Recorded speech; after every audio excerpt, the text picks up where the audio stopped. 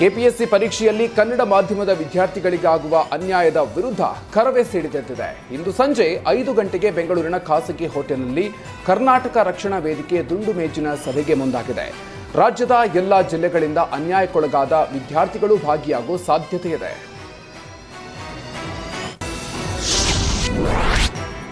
ಕಟ್ಟಿಗೆ ಅಡ್ಡೆಯಲ್ಲಿ ಆಕಸ್ಮಿಕ ಬೆಂಕಿ ಕಾಣಿಸಿಕೊಂಡ ಪರಿಣಾಮ ಲಕ್ಷಾಂತರ ಮೌಲ್ಯದ ವಸ್ತುಗಳು ನಾಶವಾಗಿರುವ ಘಟನೆ ಮಲ್ಲಾಪುರ ಗೊಲ್ಲರಹಟ್ಟಿ ಗ್ರಾಮದಲ್ಲಿ ನಡೆದಿದೆ. ಚಿತ್ರದುರ್ಗ ತಾಲೂಕಿನ ಮಲ್ಲಾಪುರ ಗೊಲ್ಲರಹಟ್ಟಿ ಗ್ರಾಮದ ಅಬ್ದುಲ್ ಖಾದರ್ಗೆ ಸೇರಿದ ಲಕ್ಷಾಂತರ ಮೌಲ್ಯದ ಮರದ ತುಂಡುಗಳು ಆಕಸ್ಮಿಕ ಬೆಂಕಿಗೆ ಆಹುತಿಯಾಗಿದೆ. ನಿತ್ಯ ಕಟ್ಟಿಗೆ ಮಾರಿಯೇ ಜೀವನ ಸಾಗಿಸ್ತಾ ಇದ್ದ ರೈತ ಕಂಗಾಲಾಗಿ ಹೋಗಿದ್ದಾರೆ. ಈ ಸಂಬಂಧ ಚಿತ್ರದುರ್ಗ ಗ್ರಾಮಾಂತರ ಪೊಲೀಸ್ ಠಾಣೆಯಲ್ಲಿ ಪ್ರಕರಣ ದಾಖಲಾಗಿದೆ.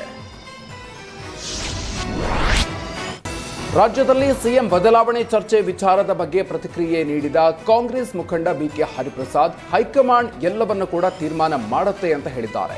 ಕೆಪಿಸಿಸಿ ಅಧ್ಯಕ್ಷರು, ಮಂತ್ರಿಗಳ ಬದಲಾವಣೆ ಎಲ್ಲವೂ ಕೂಡ ಹೈಕಮಾಂಡ್ ತೀರ್ಮಾನ ಮಾಡುತ್ತೆ. ಸರ್ಕಾರ ಬಂದಾಗಿನಿಂದಲೂ ಈ ರೀತಿಯ ಚರ್ಚೆ ಆಗ್ತಾ ಇದೆ.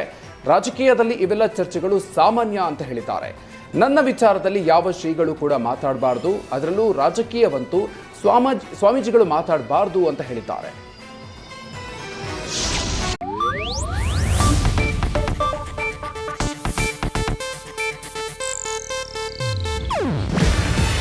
ಇದು ಏಷ್ಯಾನೆಟ್ ನ್ಯೂಸ್ ನೆಟ್ವರ್ಕ್ ಪ್ರಸ್ತುತಿ. ನೀವು ನೋಡ್ತಿದ್ದೀರಾ ಏಷ್ಯಾನೆಟ್ ಸುವರ್ಣ ನ್ಯೂಸ್.